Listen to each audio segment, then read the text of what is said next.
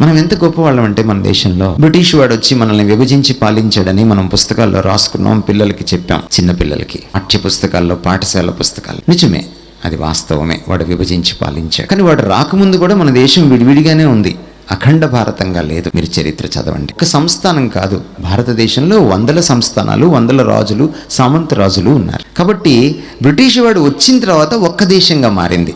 ఒక్క పాకిస్తాన్ విషయంలో వాడు విడగొట్టి వెళ్ళిపోయాడు. కానీ అంతకు మించిన ఒక సత్యం ఏంటంటే, వాడు 400 సంవత్సరాలే పరిపాలించాడు, విభజించి పాలించాడు. కానీ 4000 సంవత్సరాల నుంచి కులం పేరిట మన వాళ్ళు విభజించి పాలిస్తున్నారు. ఈ రోజుకి ఆ విభజన పోలా. ఈరోజు ఎలక్షన్లో కూడా వచ్చేసింది అది. ఎక్కడ చూసినా అదే ఈక్వేషన్, రిజర్వేషన్లో అదే ఈక్వేషన్, ఆఫీసులో అదే ఈక్వేషన్, పెళ్లి చేసుకునేటప్పుడు అదే ఈక్వేషన్, ఎలక్షన్లో అదే ఈక్వేషన్, రచ్చబండ దగ్గర అదే ఈక్వేషన్, గుళ్ళు గోపురాల్లో కూడా అదే ఈక్వేషన్, చర్చిలో కూడా అదే ఈక్వేషన్ నడుస్తుంది. విభజించి పాలించడం మన దేశం. చివరికి ఎంత దూరం వెళ్ళిపోయామంటే, ఈ కులాన్ని మనకు అంటగట్టుకోవడమే కాక భగవంతుడికి కూడా అంటగట్టి కులదైవం అన్నాం. భగవంతుడికి కులం ఉంటుందా? విఘ్నులారా చెప్పండి నాకు. ఎవరైనా యథార్థవాది ఇక్కడ ఉంటే నాకు చెప్పండి. నిజాయితీ పరుడు ఎవరైనా ఉంటే, ఇక్కడ సత్యవంతుడు ఎవరైనా ఉంటే నాకు చెప్పండి. ఉండదు. ఆయనకి కులగోత్రాలు ఉండవు, ఆయనకి దేశ విదేశాలు ఉండవు.